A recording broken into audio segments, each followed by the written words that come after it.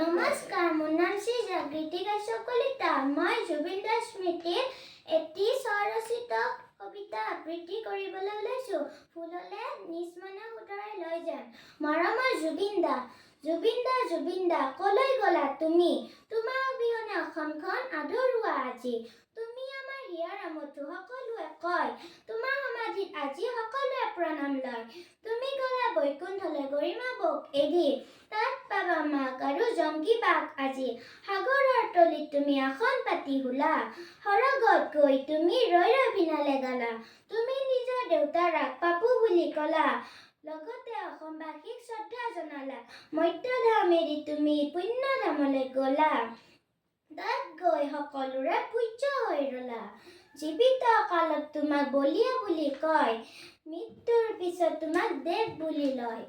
বৰ্তমান সময়ত অনুৰাগীয়ে তোমাৰ সমাধিলৈ যায়।